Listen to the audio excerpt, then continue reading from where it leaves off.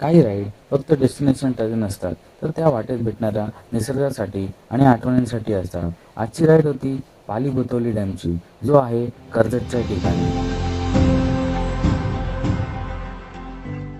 दुपारी पेट्रोल भरलं आणि जर्नी सुरू केली. वाटेत छत्रपती शिवाजी महाराजांच्या चौकात थांबून महाराजांचं दर्शन घेतलं आणि मग पुढच्या प्रवासाला सुरुवात केली. जसं जसं मुंबई मागे पडत गेली, तसं तसं निसर्गाचं सौंदर्य दिसायला लागलं. गुगल मॅपने एक वेगळाच रूट दाखवला. एका बाजूला हायवे आणि दुसऱ्या बाजूला छोट्याशा गावातून जाणारी वाट. मग काय, तोच रूट पकडला आणि थोडी ऑफ रोडिंग पण केली. पुढे जाता वडवली गावाजवळ पोहोचलो आणि इथून डॅमच्या दिशेने आतला रस्ता लागला. जसं जसं पुढे गेलो तसं धुकं, हिरवेगार डोंगर, ओले रस्ते आणि पावसाळी वातावरण मन अगदी प्रसन्न करून टाकत होतं. पाऊस अजून सुरू झाला नव्हता, पण वातावरणात मात्र पूर्ण पावसाळी झालं होतं. प्रत्येक वळणावर निसर्गाचा एक नवीन नजारा दिसत होता.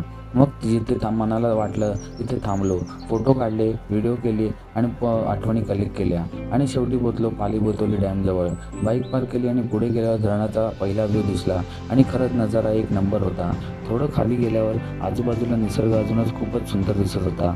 माझा मित्र राकेशला पण राहवलं नाही. तो थोडा पावसात भिजायला गेला. आम्ही फोटो, व्हिडिओ काढले, थोडा वेळ एन्जॉय केला आणि स्नॅक्स खाल्ले आणि पुढे आम्ही प्रवास सुरू केला. पण इतक्या सुंदर ठिकाणी केलेला कचरा पाहून थोडं वाईट वाटलं. निसर्गाचा आनंद घ्या, पण निसर्ग स्वच्छ ठेवणं ही आपली जबाबदारी आहे. आणि इथेही बोटिंग देखील अवेलेबल आहे.